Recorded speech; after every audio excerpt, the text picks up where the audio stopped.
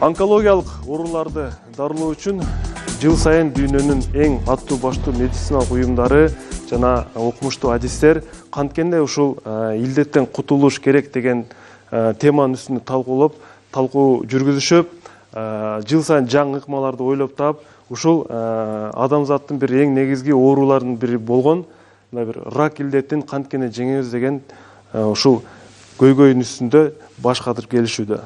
Бирок бул рак илдет дагы өчөшкөнсүп, канчалык адамзатты буга каршы аракет кылбасын, ошончолук уламдан улам кулачын жайып, өзүнүн кучагына адамдарды жалмап келаткандай.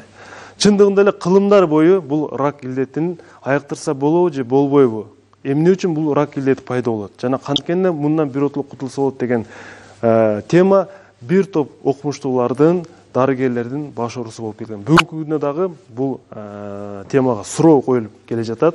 Биз бүгүнкү бетме ток-шоусунда рак илдетинен кутулууга болобу деген дагы бир суроо теманы коюп, расмий медицина өкүлдөрү менен элдик табыпчылык өкүлдөрүн чакырып, ортого бир ушул теманы коюп, коомдук талкууга алып чыгууну туура көрдүк. Кимдин аргументи канчалык деңгээлде туура? Бүгүнкү ток-шоунун жүрүшүндө сиздер көрүү болосуздар. Мен ойлоймун, бул тема коомчулук үчүн дагы өтө бир керектүү тема деп ойлойм. Анткени дүйнөдөгү адамды өзүнүн эң көп жалмап келе жаткан СПИД, андан кийинки туберкулез ооруларын эле жандаш ушул онкологиялык оорулар дагы баягы адамдардын өлүмүнө көбөйүшүнө себепчи болгон оору деп айтылып келе жатат да. Бул жалпы адамзаттын бир проблемасы деп эсептейбиз. Биздин бүгүнкү ток-шоу башталды. Кутмандуу кечиңиздер менен. Анда эмесе мен бүгүнкү бул трибуналардын ээлерин чакырып алсам, трибунанын биринчи мейманын кол чаап күтүп алабыз. Бул жака келиңиз.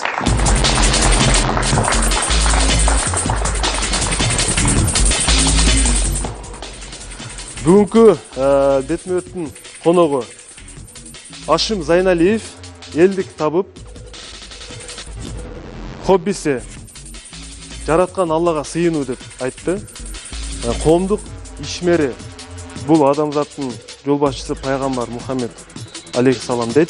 Жашоодогу ураны алга умтулуу жана адал мээнет кылуу дейт. Хашим мырза, биздин студиябызга куш келипсиз. Рахмат. Экинчи мейманды күтүп алабыз. Келиңиз.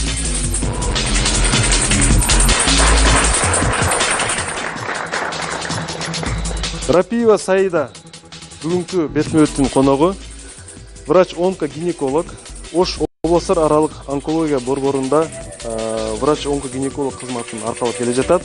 Хоббиси музыка угуу, адабий чыгармаларды окуу, жашоодогу ураны алга ракты жеңишибиз керек дейт.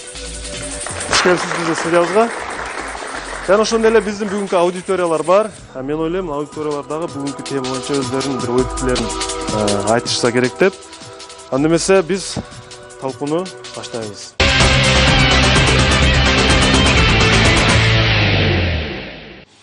Демек, урматтуу меймандар, бизге ушул алгач тема боюнча Хашим мырза кайрылган. Бул Хашим мырза өзү ушул табигый дары чөптөр менен дейбизби айтор, ушундай жолдор менен ушул рак илдетине чалыккан адамдарды дарылап келет экен да. Анан бизге кайрылган ушул теманы бир талкууга алып чыксак, медицина өкүлдөрүн чакырсаңыз, бир коомдук бир пикир жаратсак, маселе эмнеде, көйгөй эмнеде, кантип бир чогуу жеңсек болот депчи. Демек, Хашим мырза, сиз баягы биринчи чакырык таштаган адам катары мен сизге кайрыламын. Бүгүнкү ушул рак илдетти, онкологиялык оорулар деп атабыз, сиздин көз карашыңызда бул оорунун келип чыгуу себептери эмнеде болуп атат?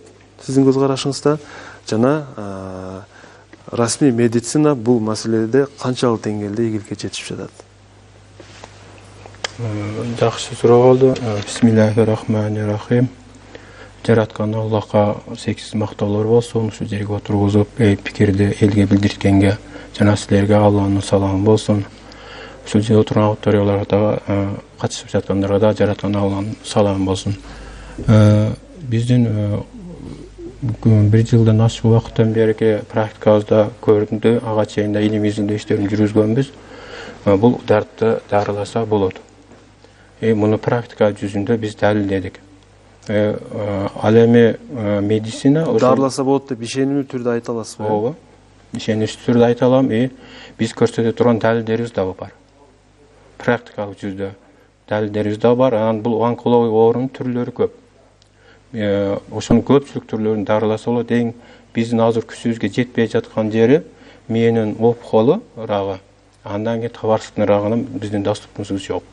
Калган бардык бөлүгүн дарыласа болот. Демек сиз ишеним түрдө айтып атасыз, дарыласа болот деп. Эгер жараткан Алла каалаган болсо ар бир адам. Эми айтсаңыз, албетте мурдунтадан эле медицина менен табипчилик бири-бирине атаандаш болуп келет. Ачык түрдө дагы, кыйыр түрдө дагы. Сиздин каршыңызда расмий медицинанын өкүлү Сайдайым турат. Сиз ошо айтсаңыз, бүгүнкү күндө медиктер бул маселеде кандай аракет кылып жатат? Медицинанын бул маселеде реалдуу көз караш менен эле айтайын. Болгондой эле. Азыр официалдуу медицина өзү туура эмес жыйынтыкка келип жүрөт. Ошо бирок маселелер өздөрү изилдейт, бирок дарылоо маселесине жакшы көңүл бурушпайт. Андан кийин булардын көз карашында мун дарылоо мүмкүнчүлүгү жок. Бир гана биздин Кыргызстандын врачтары гана эмес, бүткүл дүйнөнүн врачтары ошондой көз карашта азыр. Алдын ала ошо рак оорунун белгилери чыккан болсо, алдын алып калса, дарылап токтотсо болот деп эсептешет. Хирургиялык жолду тескери албайм, туура эле деп эсептейм. Бирок химиялык терапия менен дарылоо, лучевой терапия менен дарылоо мен буга каршымын да. Ансыз деле адам дарыласа болот. Сиздин оюңузга рахмат. Сайдайым Хашим мырзанын комментарийлерин кандай карайсыз? Айтып өттү, баягы анча-мынча же балким айтоорунда каталыктарга жол берип атат. Медицинанын көз карашында бул дарылоого мүмкүн эмес деп тыйнак чыгарышат булар дейт. Чындыгында эле ошондойбу? Рахмат сурооңузга. Бул ар бир адамдын өзүнүн тыянагы, ар бир адамдын өзүнүн, конечно, көз карашы. Но мен абсолютно каршымын, себеп дегенде дарылоого мүмкүн эмес дегендей.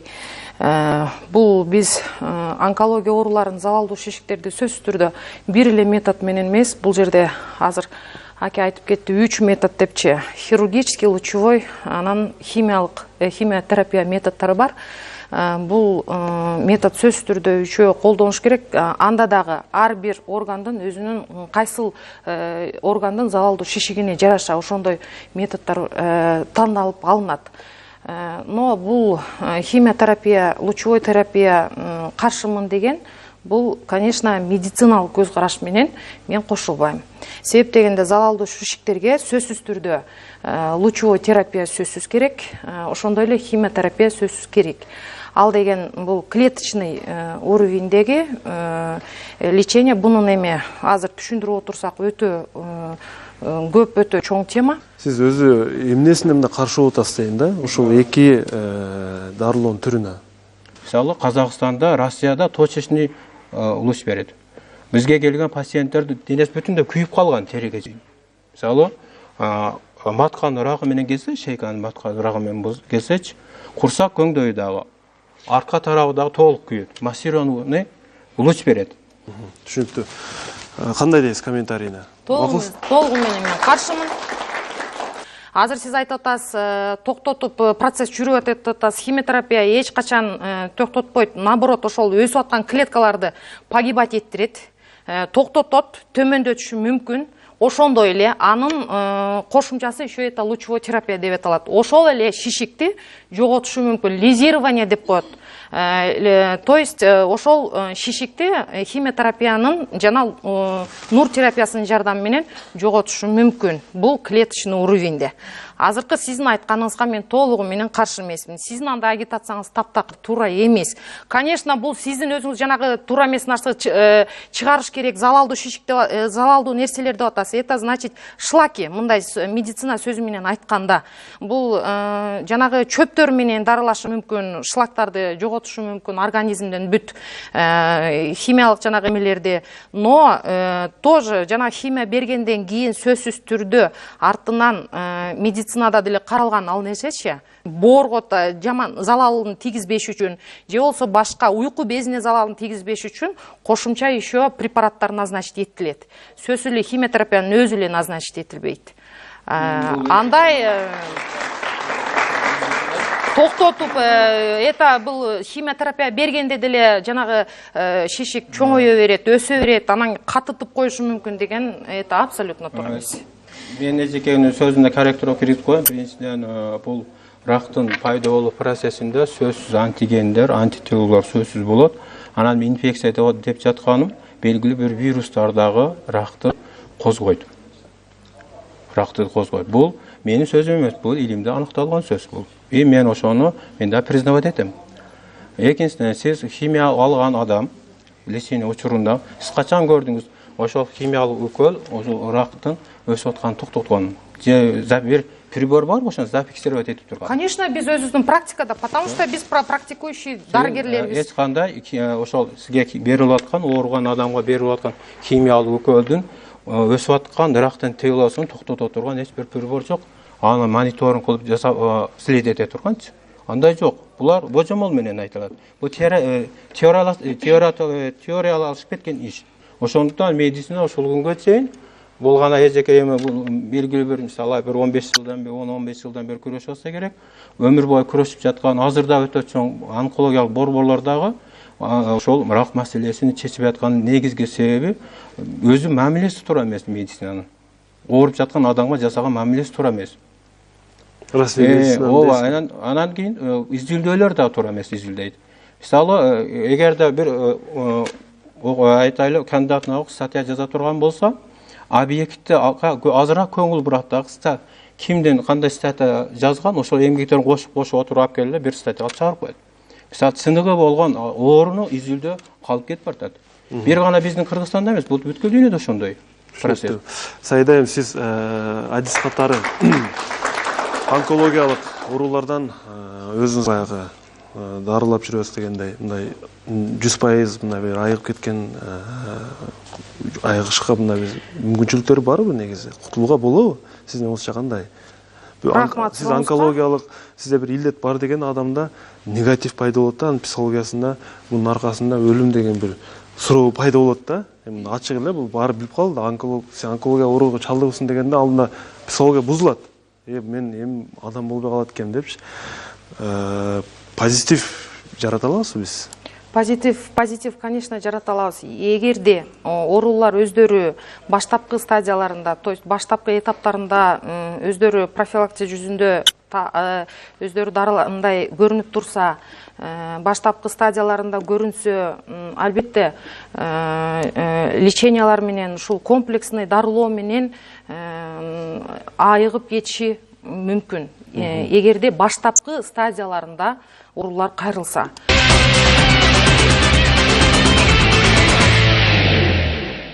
Кайсы бир пациент, мен ушул бир элдик табып келгем, кимден экенин билбейбиз, айтып, мен ушул паланча деген табыпка бардым эле, анын дарылоо ыкмасы мага туура келбей калды, сиздерге эле келдим дегендер болобу? Бизде андай ыкмалар, андай оорулар, ушундай мнение менен кайрылган оорулар бир топ эле. Анда деле өзүбүзгө биринчи келип биз диагнозду тактап бергенде деле жок деп кетип кайта табыптарга барып, мен, конечно, бул табып, ал табып деп мынтип эме кылбайм, но өткөрүп, андан дагы өткөрүп келген оорулар бир топ бизде. Табыптардан өткөрүп, бая дарыланан өтүшүп кетти дейсизби? Ооба. Мага уруксат бербейсизби? Эчеге бир суроом бар эле. Биринчиден, азыр айттыңыз го, мына журналист деген талант так сурады, мына өтүшүп кеткен нерселер эмне кыласыңар? Мына 3-4 стадияга жеткенден кийин эмне чара көрөсүңөр? Оор барган адамга. 3-4 стадияларында өзүңүздүн гинекологсуз, мисалы, матканы шейкасы кантип дарылайсыз? Шейки матки эгерде 4-чү клинический группада келе турган болсо, аял кишиде ал дарылаганга таптакыр ар бир эгерде баштапкы этабында келсе, 3-чү жана 4-чү стадиясын айтып атам. Аны кантип дарылайсыз? Айтыңызчы. Кандай метод пайдаланасыз? Бул эми акыркы стадиялар, кандай эффект менен бүтүп атат? Акыркы стадиялар да бул, 3-чү, 4-чү стадия. Уже 4-чү стадиядан бүттү. Булар. Сөзсүз түрдө, значит, ооруну аныктап, анализдер менен тактайбыз, так диагноз коебуз биринчиден. Значит, экинчиден симптом лечения кылып, сөзсүз түрдө 4-чү стадияда келе турган болсо, именно жатым моюнчасын залалдуу шишиги менен келе турган болсо, ооруда сөзсүз түрдө кровотечение болот, сөзсүз түрдө анемия болот. Ошого байланыштуу, значит, кан симптом лечения өткөрөбүз бул убакта. Андан сырткары бул эми наблюдение да убакыт менен убакытка байланыштуу бул. Азыр эле мен мынантип туруп, мен мынантип лечение кылабызбыз деп айтыш өтө кыйын, конечно. Бул деген азыр практика жүзүндө гана айтып эме кыла алабыз биз.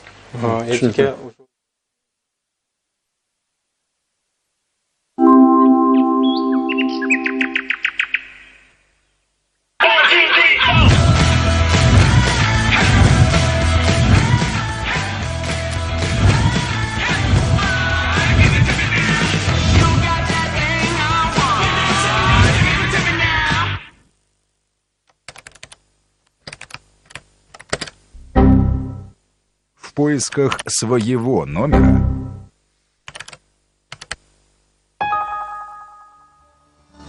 красивый, зеркальный, легкий, символичный. Выбери свой номер из миллиона доступных в коде 776. Твой номер ждет тебя. Билайн. Нас больше, и с нами выгодно.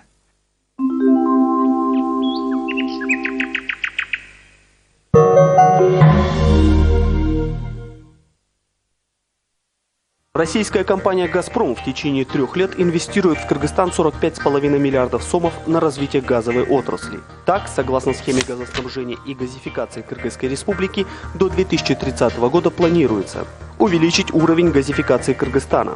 Город Бишкек, на сегодня 57% населения обеспечены голубым топливом. В 2030 году будет охвачено 74%. Чуйская область обеспечены 13%. В 2030 году это число возрастет до 64%. Ошская область. Здесь планируется увеличить от 22 до 52%. Баткенская область от 12 до 64%. Джалабадская от 10 до 47%. Таласская от 1 до 42%. Иссыкульская и Нарынская области на сегодня не обеспечены газом, однако в 2030 году в Иссыкульской области охват населения составит 67%, в Нарынской – 38%. В соответствии со схемой в Чуйской, Таласской, Джалабадской, Ошской и Баткенских областях, а также в Бишкеке и Аше предлагается вариант сетевой газификации, то есть строительства и реконструкции магистральных газопроводов. В Иссыкульской, Нарынской и частично Баткенской областях предусмотрена автономная газификация. Таким образом, планируется увеличить потребление газа. На сегодня Кыргызстан потребляет 379 миллионов 500 тысяч кубометров в год. К 2030 году эта цифра составит 1 миллиард 143 миллиона 800 тысяч кубометров. Более пробно. Объемы потребления голубого топлива в Чуйской области в этом году составят 141 миллион 400 тысяч кубометров. К 2030 году 276 миллионов 600 тысяч кубометров. В Бишкеке 172 миллиона 300 тысяч кубометров. И уже в 2030 году 259 миллионов кубометров. Талас, 2015 год, 0,1 миллионов кубометров. 2030 – 29 миллионов 900 тысяч. Джалабад в этом году 36 миллионов 200 тысяч. 2030 – 93 миллиона 800 тысяч кубометров. Ошская область – 20 миллионов 200 тысяч. 2030 год – 146 миллионов 700 тысяч. Баткен – 4 миллиона 900 тысяч. 2030 – 60 миллионов кубометров. Иссыкульская и Нарынская области – 0. К 2030 году потребление увеличится. Иссыкуль – до 120 миллионов 300 тысяч. Нарын – 35 миллионов 900 тысяч кубометров в год.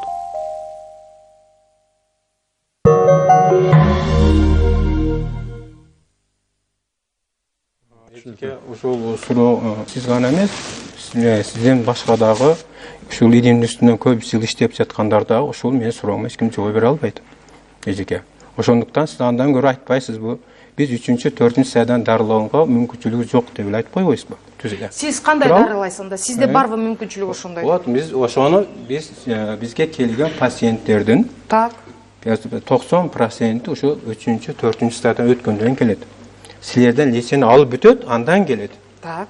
Андан аркы биз дагы бар дейбиз. Дагы лечение алып кел дейбиз. Дегенде Болды, бүтті деп силер ешіңер жауап қоясыңар, болды деп. Жоқ, қана сіздің кечіп қойыңыз, қана сіздің наблюденияларыңыз ошол 4-чү клинический группада дарылаган больнойлорыңыз барбы, канаке? Азыр эжеке, бир минутка шашылбай туруп туруңуз. Биз ошондой силер ешіңер жауап койгондо биз ошо больнойлорду кабыл алабыз. Ошону дарылайбыз. Дарылап жатканда видео съемкаларыбыз бар. Biz size ошол матканын шейкасында ракты биз бөлүп чыгарабыз. Бөлүп чыгарганда видеобуз бар. Ошону көрсөтөлү десек, талант аз бир жакта болуп калат, силер колдомоп каласыздар, көнбөй койду. Ошону көрсөтөлү дедик силерге. Аудиторияга, мына ошол теле көрүүчүлөргө да көрсөтөлүк дедик. Чындыгында биз 4-чү стадия бүткөндө дарылайбыз. Эми факт айтайын. Мына живой атам отурат, мына жер 4-чү стадияда. Силер жаап коюп эшикке чыгарып койгонсуңар. Мына ошол эжени. Өзү медик, медсестраны бүткөн. Мына отурат, 4-чү стадиядан бүткөн. Биз чындыкты айтып жатабыз. Дарыласа болот, айланайындар. Адамды өмүрүн узартса болот. Оюңузга Бул биз далилдеп көрсөтүп атабыз. Бирок врачтар силерде ич тарды көп. Көрө албастык көп. Баягы кибир деп коет. Ушундай нерсе көбөйүп кеткен. Бул таап десе эле силер ойлойсуңар. Бул ысык сууктан карап туруп эле, ажыратып эле айтып коет. Биз айланайын. Мисалы мен илимдин негизин окуп үйрөнөм. Илимдечи мен молекулярдык уровенден терапияга чейинки уровенде окуп үйрөнөм. Мен 29 жыл ракты изилдеп жүргөнмүн. Силер именно силер мамлекет силерге акча бөлүп берген, жайыңар бар, помещениеңар бар. Мамлекет силерди колдойт. Силер ракты изилдеп таап адамда дарылоо силер түздөн-түз милдетиңер керек. Мен мага эч ким мамлекет 1 сом берген эмес. Ушул күндөрү да клиникабыз бар, мамлекет бизге 1 сом бербейт. Биз өзүбүз менен өзүбүз эле ол иштеп жатат. Түшүнүктүү болсо. Микрофон сүрөңүз. Аудиториядан Хашим мырзага суроолор, реплика, комментарийлер. Өзүңүз тааныштырып. Биз өзүбүз тааныштырып кетсек болот. Сүйлөй бериңиз. Мен ошо областтар онкология борборунда болуп, онколог врач болуп иштейм. Иштегениме 25 жыл болуп атат. 25 жылдын ичинде мен ушул дарыгерден, табыптардан жакшы болуп кеттим деген орунду уга элекмин. Келгендер сиз айтмакчы, сиз айтып атасыз мына 4-чү стадиядан жакшы болду деп атасыз. Эми оорулар жакшы болсун. Буга биз каршы эмеспиз. Сиздин айтканыңызда мен туура эмес деп ойлойм. 3-чү, 4-чү стадияда мисалы үчүн бизден эсер эшиңер жаап коесуңар деген. Буга мен өтө каршымын. Мен сизге берген суроом, сиз эми таап болгон болсоңуз, биринчиден сиздин кандай десем, медициналык жактан билимиңиз барбы, жокпу? Бул биринчи суроом. Экинчиден сизге келген оорулуу бизден Ош областар онкология борборунан такталып барган ооруларбы же сиз ооруларга диагнозду өзүңүз коюп, аныктап, андан кийин дарылап жатасызбы? Эки суроо менен кайрылды сизге. Эки суроо менен кайрылды. Берген сурооңузга рахмат. Мен медициналык дипломум жок. Эжеке, бирок жогорку окуу жайын бүтүргөнмүн. Мына Оштун биология факультетин бүтүргөнмүн. Мен өзү мединска көп жыл тапшырганмын, 3 жыл катары менен. Болгон орус тилинен жыгылып калат элем. Анан ушул абитуриент мезгилимде рак оорусуна эмне үчүн дарыласа болбойт деп изилдеп ошондо китеп окуган баштагам эжеке. Анда 85-жыл эле. Ал абитуриент окуу өткөн эмесмин, бирок библиотекасына кирип алып мединституттун. Ошол жерде ошондо Ленин атында библиотека бар эле, Чернышевский бар эле мына Бишкектечи. Убактым ошол китеп окуу менен өткөн. Эжеке. Андан сырткары 1 жыл өтпөй мен өзүм онкология оорууда операция болуп жатып калдым. Ошондо бир жаш баланы врачтар үйүнө жөнөттү. Бир бутуну сөөгүн кескен экен. Баягы балага боорум ачылды. Анда боорум ачып эмне үчүн врачтар ушуну ооруну анык дарыла албайт деп. Андан бетер окуу изилдөө андан бетер күчөгөн. Андан кийин Ошто институтка өткөндөн кийин лабораторияга кирип алып көп тажрыйбалар жүргүзгөм. Мен мага эң бир мүмкүнчүлүк берген нерсе бул молекулярдык уровенден башталган нерсе болду. Себеби адам денеси өзү молекуладан турат, макромолекуладан турат. Ошол процесс чагылдырып, кантип жүргүзөт, ар түрдүү средаларын түзүп, лабораторияда убактым өтөт эле, опыт жасап эжеке. Экинчи суроо эжеке, бизге мен диагнозду рак менен оору баргандарга силер коюп койгон диагноз менен барышат бизге. Силер история выпуска жазып бересиңер. Выпускасында тиркелип турат, история биз барсаңыз көрсөтөмүн. Анан силерден өтүп баргандар гана барат. Ошол 1 жылдан бери практикабызда бир эле аял келди. А силерге барбай, баласы менен биз тааныш элек, барып калды, папилломадан пайда болгон, вирустан пайда болгон опкол экен, матканын шейканын опкол экен. Башка учу бардыгы силерде Борбордон, Бишкектен, андан кийин Россиядан да келет. Ошолор жакында биз Россияга да барып дарыладык, чакыруусу менен бар. Түшүнүктүү. Да суроолор. Суроо бар. Мен онкология борборунда УЗИС дарыгер Нурбек Максутович. Сиз айтып атасыз, 3-4 стадияда дарылап келем деп, 1 жылына, ошондой 1 жылына, ошондой 3-4 стадиядагы бейтаптарды канчоону дарыладыңыз? Азыр алар кандай абалда? Ошону билгим келип атат. Биз ушул даярданып отуруп, эсептесек 112 пациент барыптыр да. 112 пациент барыптыр. Бизге онкология борборунан барып, бирөөнү айттым го, силерге барбай барган. Ошону менен кошо 112 пациент барыптыр. Анын ичинен көпчүлүгү матканын рагы менен баргандар. Анан ошолор арасында кээ бирлери лечение ар түрдүү шарттар болот экен. Bir gün 2 gün жатып кетип калгандар бар, толук лечениесин албай кетип калгандар бар, анан толук лечениесин алгандар да бар. Бизден живо алиги эффективдүүлүгүбүз 60% экен эсептеп статистикасын карап көрсөк. Анын 40% эффектсиз бүткөн учурларыбыз да бар. Дарылоонун 60% эффектсиз бүткөн учурлары бул аягына чейин пациент лечение алган эмес, аягына чейин алган эмес. Анан арасында кокусунан кан агуу болуп, кан агуудан өлүп каза болуп кеткендер дагы көп да. Андан кийин жүрөккө тромба кирип калып каза болгондор дагы бар. Себеби химиялык лечениедан кийин канда тромба көбөйүп кетет. Сайдайым. Мына айтпадыбы?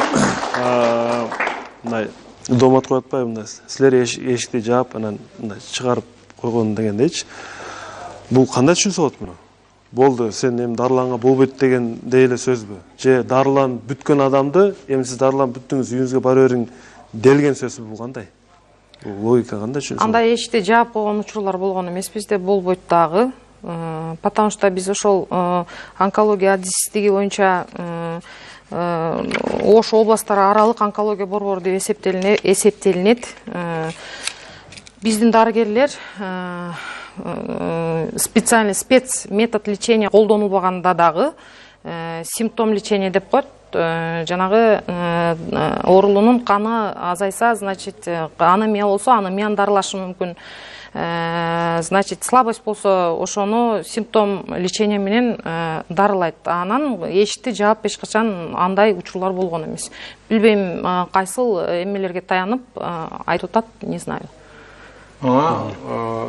Анан дагы бир суроо можно? Сиз азыр бизге барбай дедиңиз, жанагы матканын папилломасынан пайда болгон рак оорусу деп атасыз. Аны кайсыл ыкмаларга таянып, же кайсыл методдорго таянып сиз диагнозду тактадыңыз? Биринчиден папилломадан пайда болгон матканын опколу, эгерде папилломадан пайда боло турган болсо, бул астроптор пайда кылат. Шейкадачы. Астроптор пайда кылат да. Эрозиялык астропторду пайда кылат. Андан сырткары дарыга окрашение берет, свет берет. Кайсы? Мисалы перекиске белый оттенка берет. Бул оттенка берет, анан йодтун растворуна дагы оттенка берет. Ошондуктан бул папилломадан пайда болгону белгилүү болот. Мына өткөндө Казанда съездде бир профессор аял айтты, биз шейка маткасын папилломадан пайда болду деп отура бербестен, биринчи орунда папиллома пайда кылат дагы, андан кийин пайда опкол уже развитие алыш менен папиллома өзү жок болот деген көз карашты айтты да. Ошол съездде пленарный заседанияда катышып отурат бир профессор аял Санкт-Петербургдан болот экен.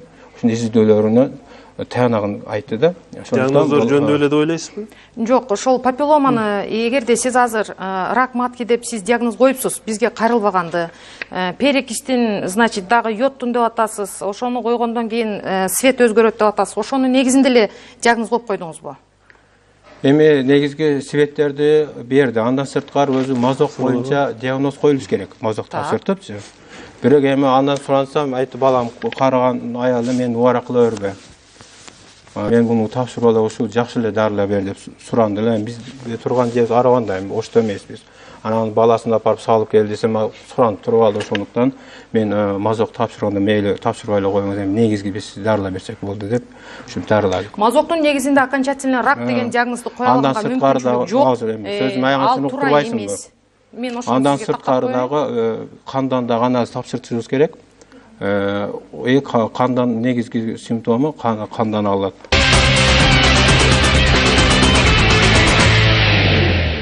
Азыр химиотерапия жолдорун сиз мындай дарылоо четке кагып атасыз. Мисалы сизге кайрылган аккан оорусу менен кайрылган бейтаптар барбы?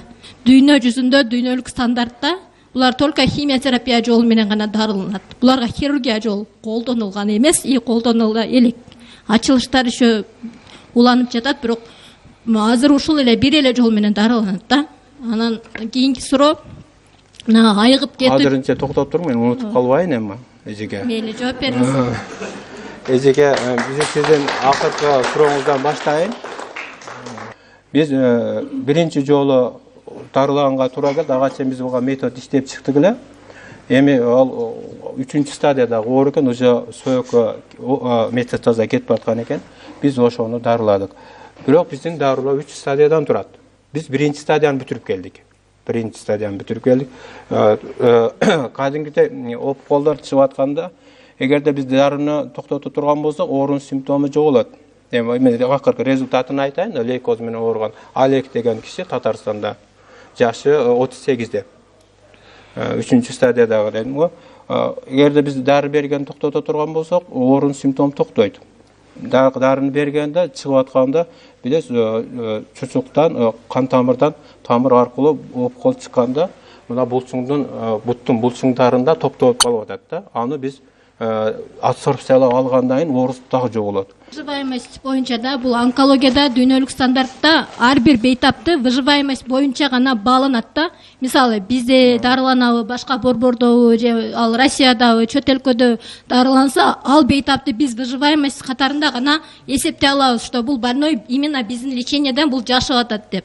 А сиздин ошол дарылаган больноюңуздун выживаемостьтин проценттерин бизге айтып бере аласызбы? Статистикалык маалымат катары мына теле көрүүчүлөргө да. Өтө маанилүү суроо да. Өзү чындыгында эл аралык стандарт боюнча ошондо выживаемость 5 жылга чейин алынат, андан 10 жылга чейин алынат. Бизде эми биз бул дартты таап жолуну тапканыбызга эми толук практика жүзүндө эми бурда тапканбыз 1 жыл болуп атат. 1 жыл болуп атат. Ошондуктан биз ал 5 жылдык нерсени биз ал көрсөтө албайбыз. 60% бейтап азыр мезге түшүндүрөйүн атайынбы? 1 жылга болуп атат. 60% качан гана бул бейтапка 1 жыл өтсө одногодичная выживаемость болот. 3 жыл өтсө трехгодичная выживаемость болот. Сиз айтып атасыз, 60% бейтап сакайып чыгып кетти деп. Биздин клиникада лечение бүткөндөн кийин кадимгидей опуктоо биз чыгарып, көпчүлүгүн мына областной больницада гистология анализге тапшыргандарыбыз дагы бар. Чыгарган опколдорубузду чыгарганда кадимгидей сакайып чыгып кетип атат. Бул бар, вакыт бул. Эми баягы биздин убактыбыз мына 1 жылда өтпөйм, 1 жыл эми болуп жатат. Ошондо бир Кудай насип кылса, мындан аркысындагы показательдер биз зафиксировать этип кетебиз, статистикалык данный катары. Кудай насип. 1 жыл убакыт буну биз ошо берген суроого канааттандырып. Мисалы, огуп туруңуз эжеке. Мына жаныңыздагы эжени лечениясы мына 3 ай болду. Мына жаныңызда жигит отурат, бул Россиядан лечение алып келген. Мына лечениясы бүткөнүнө мына 10 ай болуп атат. Мына өзүдөн сурасаңыз да болот. А бул рак маловой тазы бул. Новосибирскеден операция кылынып, кайрадан врачтар жаап койгон.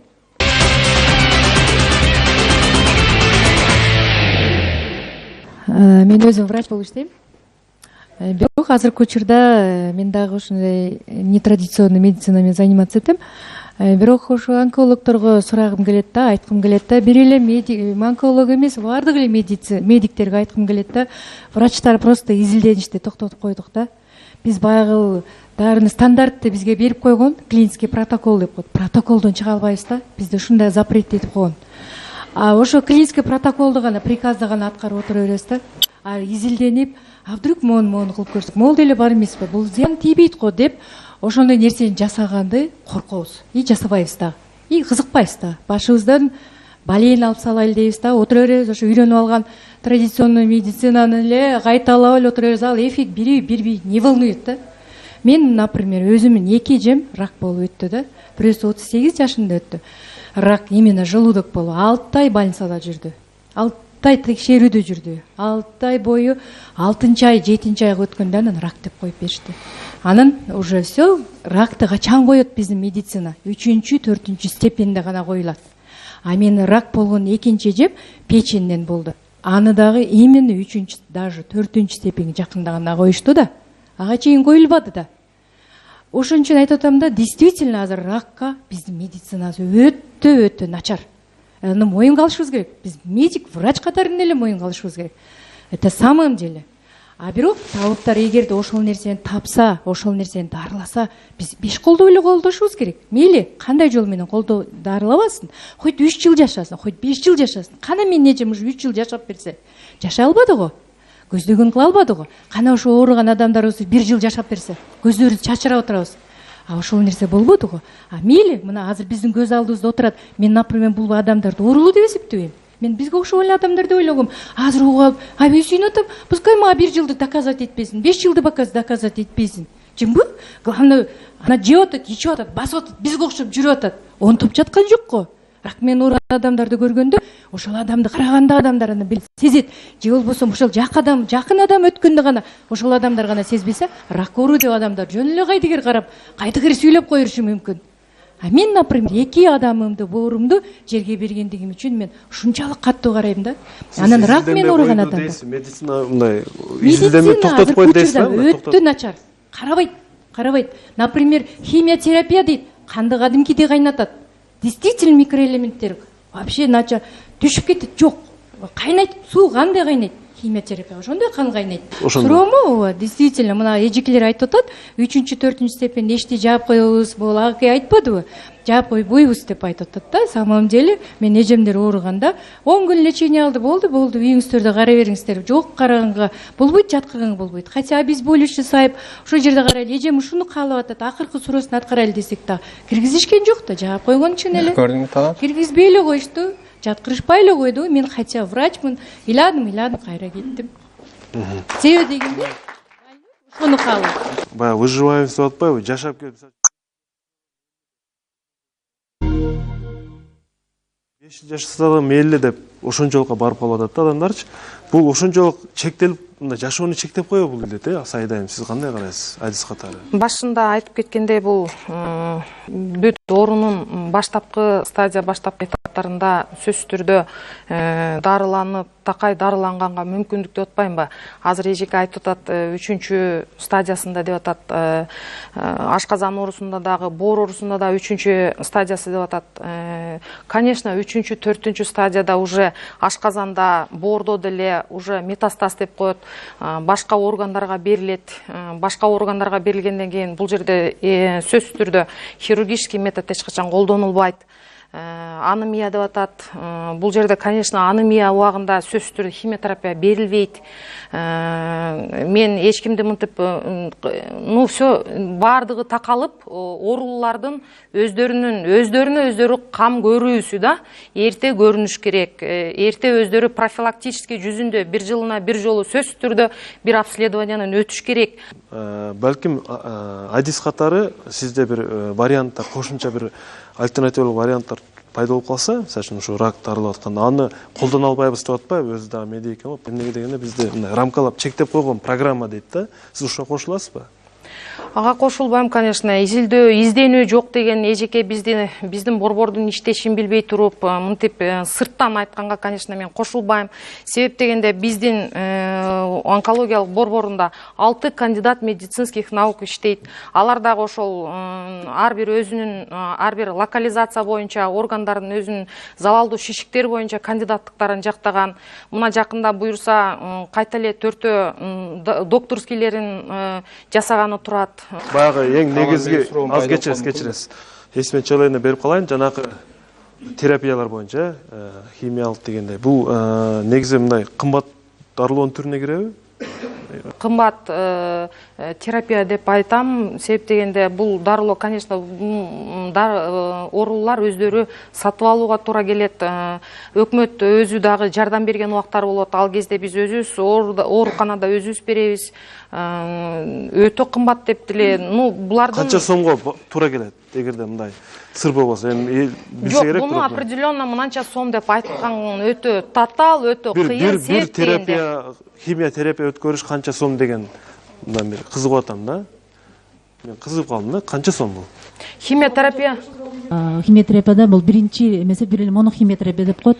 Пятфурацил деген дары, ал көп кымбат турбайт, 500 сом эле турат бир берилгенде. Полихимиотерапия десе анда ошол көп 2-3 түрү, мисалы үчүн 3 түр, 4 эмеде химиотерапия бериши мүмкүн.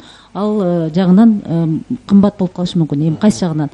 Бизде мисалы ошол областтагы онкология борборунда болгон химиотерапия болгон дарылар болсо бекер берилет. Болбогонсо оорулар сатып алат. Сатып алган кезде, конечно, көбүрөөк ооруларга оордук болуп калышы мүмкүн.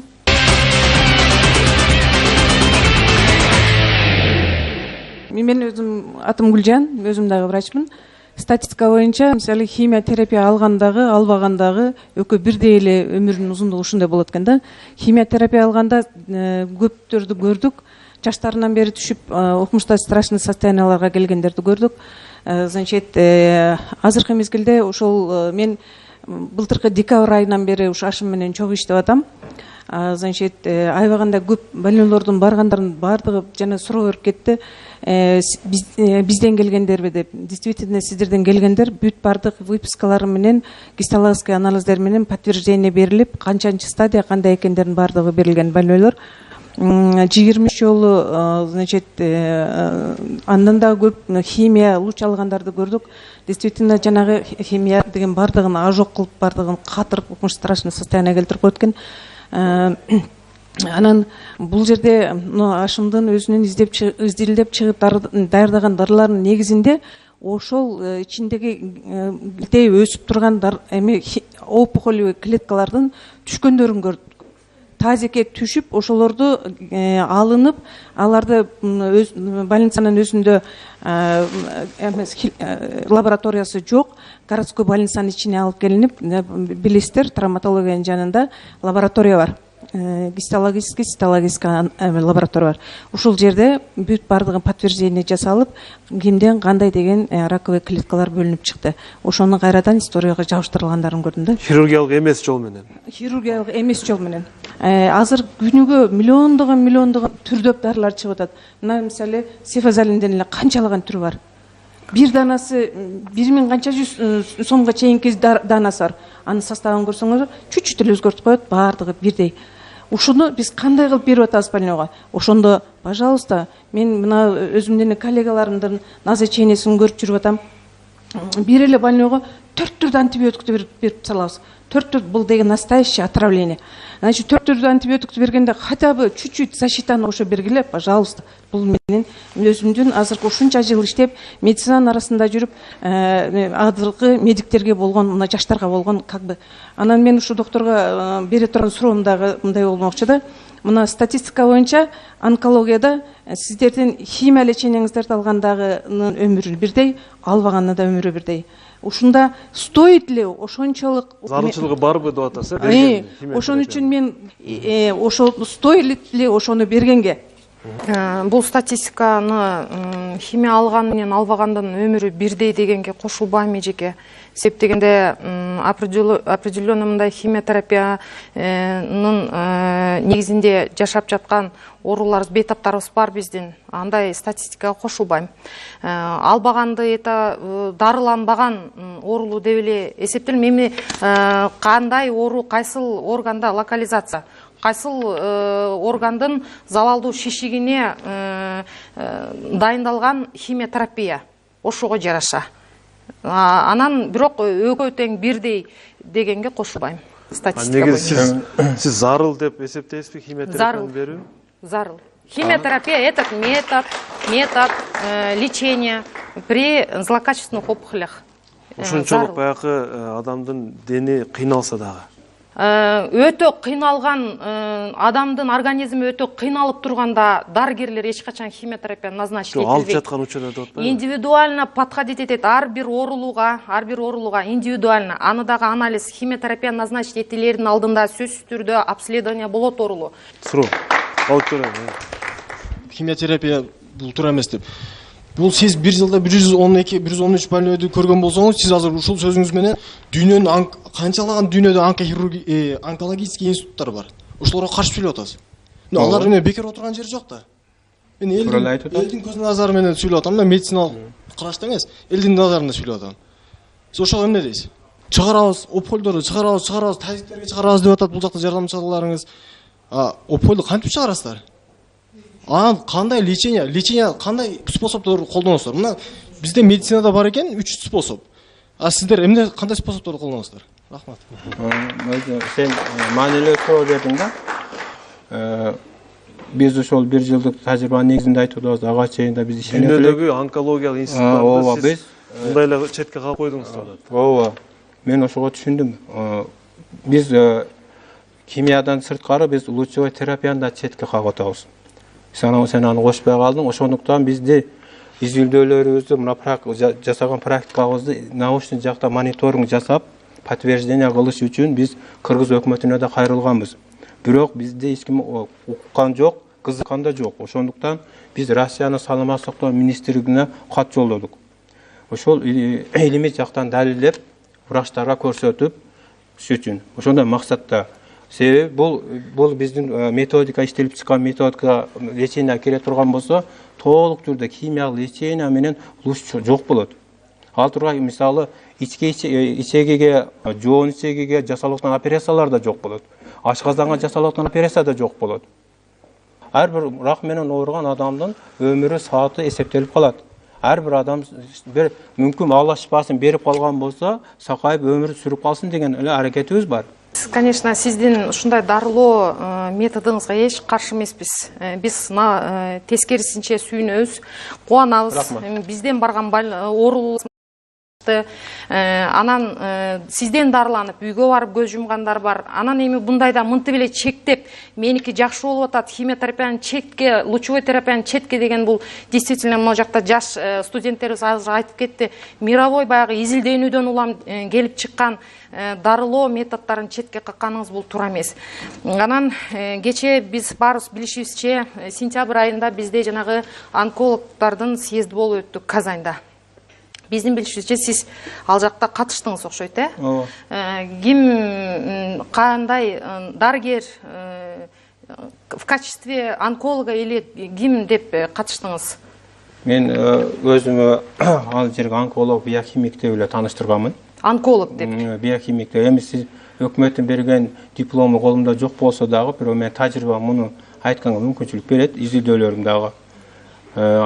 Биохимикмин. Бул өкмөт берген диплом бул.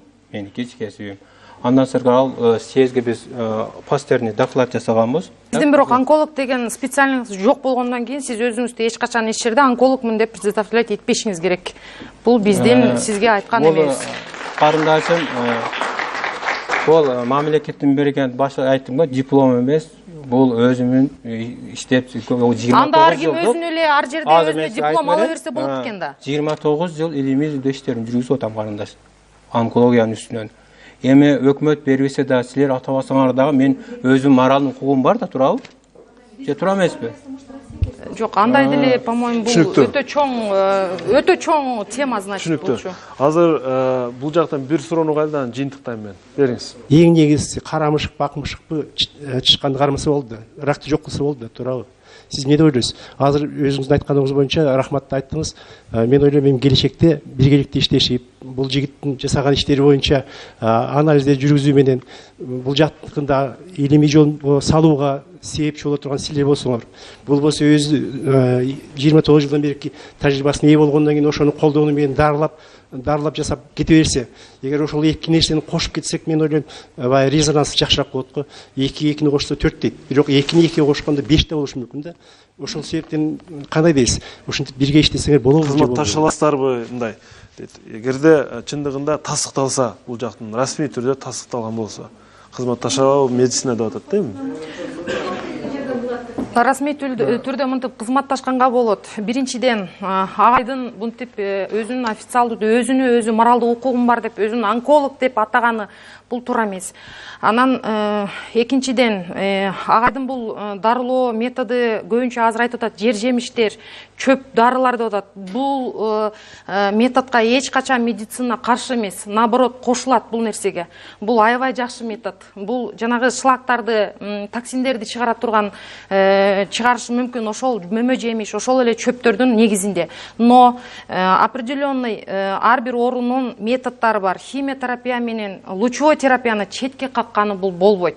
Азыр агай өзүн айтып атат, 112 оорулууну мен ушинтип 60% дарыладым деп атат. 1 жылдын эсебинде мен аябай кыйраттым, мен иштедим, мен оорулууну шишикти жоготтум деп эч качан эч жерде айтууга мүмкүн эмес. 5 жылда, 3 жылда гана какой-то бир ожидаемый эффекти күтсө болот. Анан 1 жылда эле анан ушинтип аябай чоң ожог менен келиптир. Конечно, четке какпайбыз. Лучевой терапияда сөзсүз түрдө ожог болот. Это кожный кайсыл жерге какталганда дистанционный лучевой терапияда сөзсүз ожог болот. Кожа бул дагы бардыгында эмес, определенный гана организм, определенный адамдарда.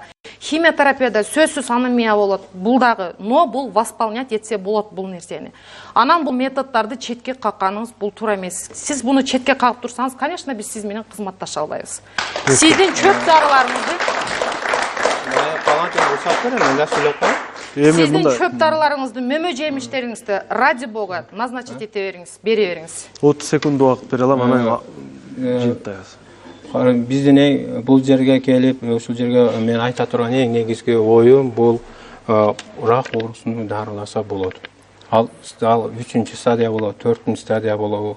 Анан дарылаганда дагы ооруп жаткан адамдын ден соолугуна зыяны жок жол менен аны кыйнабай дарыласа болот. Азыр медицина ошол нерсени туура түшүнүш керек. Андан сырткары ар бир ооруга биз индивидуальный подход менен мамиле кылабыз. Ар бир онколог оору өз 400 ашык түрү бар. Анын диагнозун атак аныктап туруп андан кийин дарылашыбыз керек. Бирок эгерде өкмөттүн протоколдоруна кирип кала турган болсо, Саламат сактоо министрлиги, өзүңөр деле андан баш тартканын өзүңөр билбей каласыңар. Сиз өзүңүздүн позицияңызда каласыз дагы деле. Мындайча айтканда 100% айыктырса болот деген ишендесиз ракты. Эми жараткан Алла каалаган болсо ошону. Сиз кандай 100% кутулса болобу, айыктырса болобу? 100% сөзсүз түрдө болот. Айтпадык башында, это баштапкы этаптарында, 1-2 стадияларда. Көрдүңбү талант? Булар баштагын айтты. Биз 3-4 стадияны айтып жатабыз. Туугандар, айырмабыз бар. Эми мындай. Бүгүнкү ушул бетмөттөгү темабыз өзүңүзгө маалым болгондой, рак илдетин айыктырса болобу деп ушундай бир теманы тегин талкуу кылдык.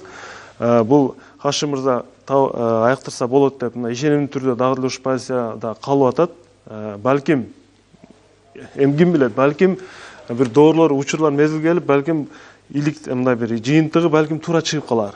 100 мындай пайыз дебесек дагы балким медицина дүйнөлүк бир кандай бир деңгээлде балким туура болуп чыгып калар. Балким бүгүнкү күндө биздин медиктер алып бараткан иш мындан жогору туруп калар. Муну да бир убакыт көрсөтөт деп турабыз. Азырынча сиздерге чоң рахмат Саида, катышканыңыздарга. Хашим мырза, сизге да рахмат. Урматтуу аудитория, окууңуздарга иштериңизде ийгиликтер болсун. Ар бир адамдын өмүрү бардык нерседен кымбат турат да. Биз чындыгында өлүм менен өмүрдүн ортосунда теманы талкууладык. Ошондуктан ылайым эле бир кеселдиктердин узак болойлук, рак илдети мындай бир кыскарсын, өмүр кыскарсын, жок эле болсун. Бир жакшы бир коомдо бир жашасак, баарыбыз бир бактылуу болсок керек деп ойлоймун. Ушуну менен бүгүнкү ток-шоу соңуна чыкты. Кайрадан көрүшкөнчө саламатта туруңуздар. Рахмат.